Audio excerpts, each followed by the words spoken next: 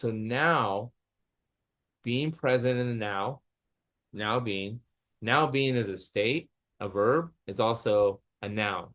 You become a now being when you're dedicated to living completely and fully in the present moment and experiencing whatever that moment has and doing, resting, thinking, acting in that present moment only. You become a now being.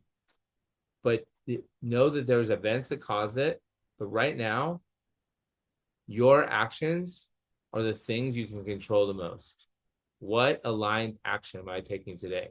And judge yourself at the end of every day, not by the number of the scale or your bank account, but by how many aligned actions you took today.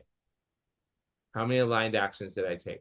How many times did I realign and get back into the present moment instead of allowing my mind traps, my old programs to carry me away? Because when you're in this tree, you're in now being. This is your tree of truth. This is your tree of authenticity. When you're there, you're in now being. When your actions are aligned, your thoughts are aligned, your emotions are aligned, this is your tree of now being. And here's how you heal your gut microbiome. Here's how you align your hormones. You stay in the tree of now being, of authentic self, because your mind, your emotions, and your body are all connected. You will not be able to solve any health issue by only changing how you eat and how you exercise. Something in your mind-body connection must also change. So investing in yourself by becoming aware of where your attention's going, aware of what's happening in the present moment, aware of what you're feeling and thinking, and running it through the litmus test.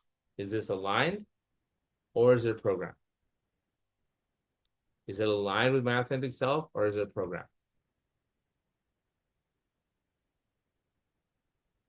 Another good example, I'm not sure if you saw my slide where I showed the electromagnetic currents, but when your heart coherence and your mind coherence is synchronized, it heals your hormones. And this is an emotional state awareness endeavor.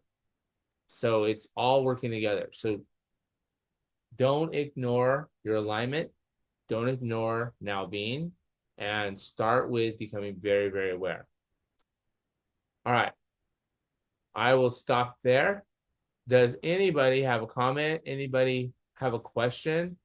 That was a lot of stuff, but it's all true.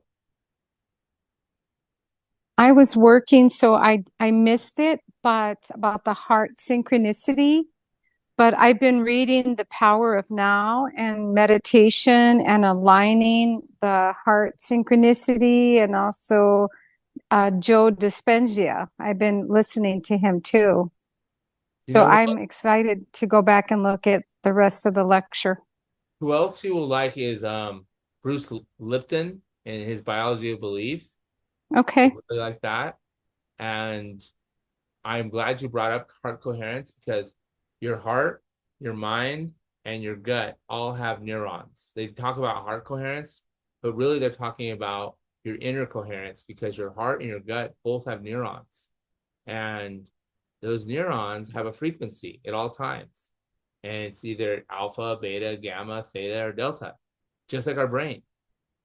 And when the frequencies, the energy patterns of our heart and our brain and our gut align in a calm, joyful, accepting even coherence, it heals our body. So if you're doing everything right, taking all the aligned actions, but you're stressing to get to the gym and you're mad about this and you're mad because you can't do this and you're mad because it's not happening faster, you are not allowing heart, gut, brain coherence to occur. And you're not aligned.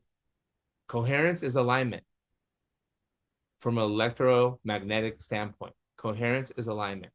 So there's a lot of words to say what we're saying. But what Reba just brought up, it is completely grounded in science.